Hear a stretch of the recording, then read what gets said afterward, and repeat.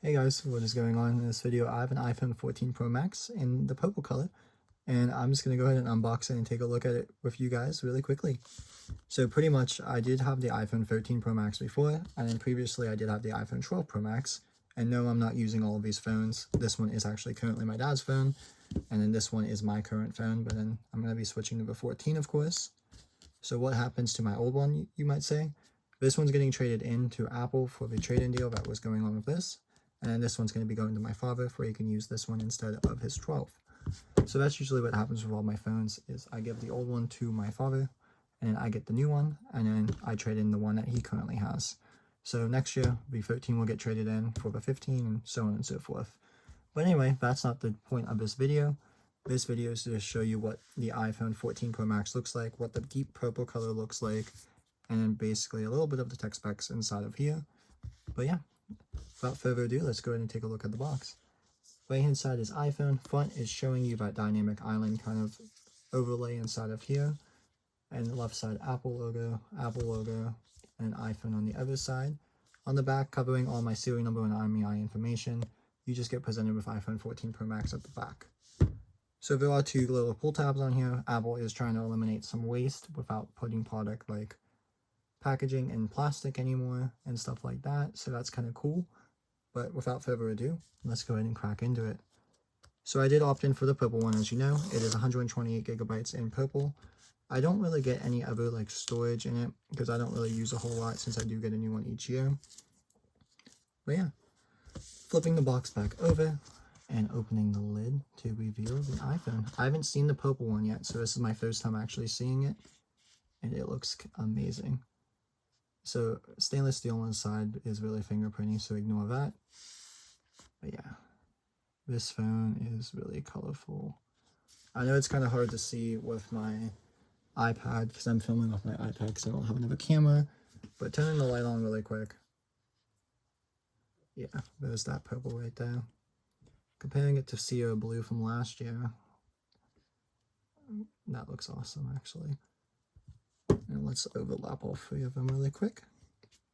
So all three of them on top of each other. Of course, two of them are dirtier than the other one because one of them is brand new. But there's that Pacific Blue, Sierra Blue, and then the deep purple on the top. But anyway, what else is in the box is just a USB-C to Lightning connector. And then in here is just some packaging materials. You no longer need a physical SIM card in it. It is all eSIMs, so there's no more physical SIM card tool inside of here. And regulatory information in a single Apple sticker. They did change the materials that are on this Apple sticker. It's not like plastic anymore. It feels like almost like that baking paper in a sense. So that's kind of neat. Putting this all back in the box. Yeah, let's go ahead and take a look at this iPhone.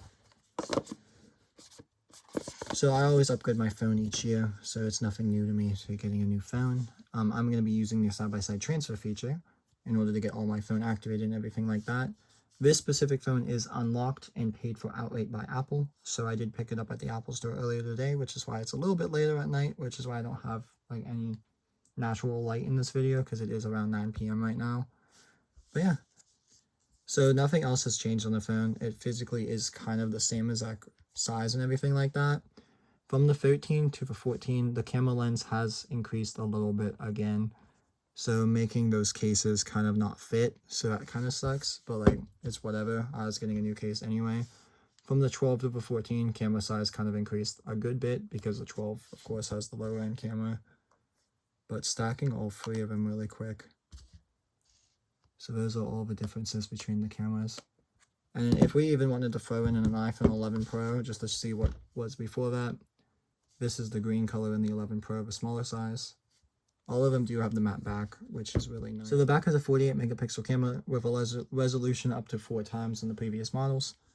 There is 2 telephoto lenses on the back, a quad pixel sensor inside of here, f1.78 aperture, 100% focus pixels, so on and so forth. This camera is pretty much a really nice camera inside of these phones now, which is kind of nice to see that you don't need really a DSLR anymore. That is a little bit about the camera. Let's go ahead and take a look at the front camera. Just taking off the little plastic for the first time. So there we are presented with the new dynamic island kind of thing. So you could see that the front screen is of course different than the other phone.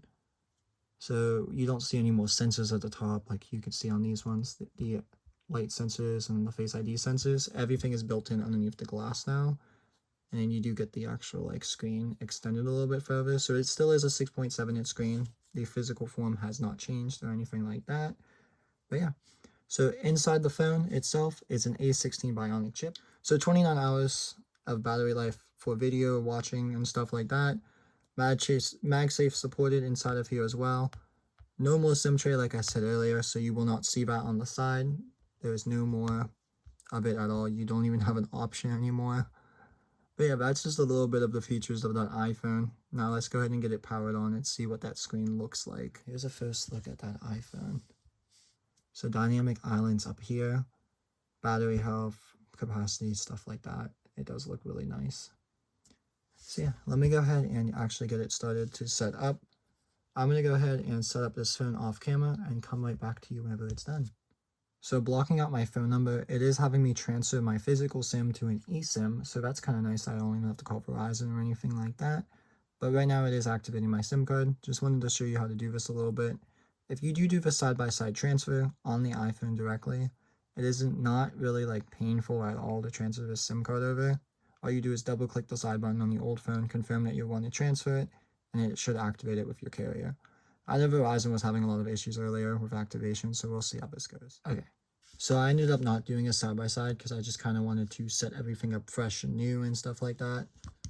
So these are a couple new features in this phone. So crash detection and then emergency SOS via satellite, which is kind of nice.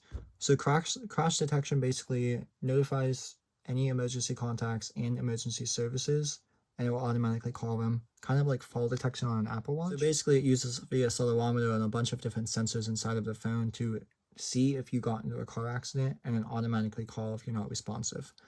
Emergency SOS via satellite is for areas where you don't have cellular service, and you basically just point your iPhone at the satellite, it guides you through it, and it only sends like kind of text messages through that satellite.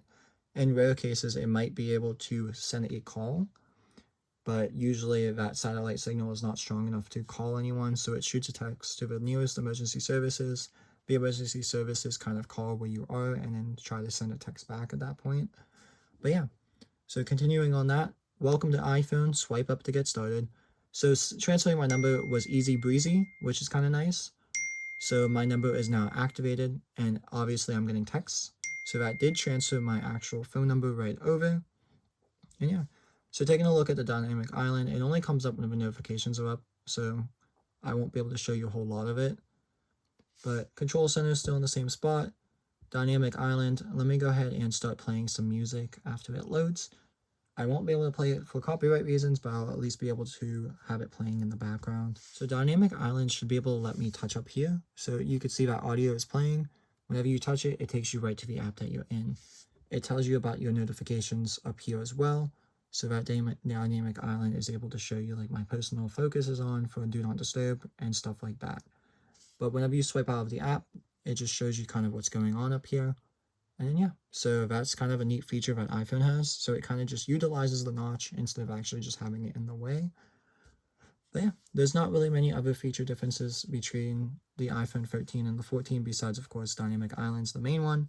The screen being ever so slightly bigger just because of the less notch in it. I'm just curious to know if this little gap right here is going to get in the way of anything or if it's going to be annoying. I don't think it will, but I guess we'll find out. Yeah, this was just a quick little video of looking at the brand new iPhone 14 Pro Max and my first impressions and some tech specs on it. I'm going to get to it and play with it a little bit, put my screenshot on in case, that way it doesn't break, and then see you guys in the next video. The next video should be my Apple Watch and my AirPod video. If you want to see that, stay tuned for next week. I usually edit and shoot the videos the same day and upload them the same day, so this one should be up by tonight, hopefully. But yeah, if you guys enjoyed this video, go ahead and give us a thumbs up. If you liked it, go ahead and hit the subscribe button. Whenever I post, it helps me out a lot to know that I'm doing kind of good. And yeah, I'll see you guys in the next video.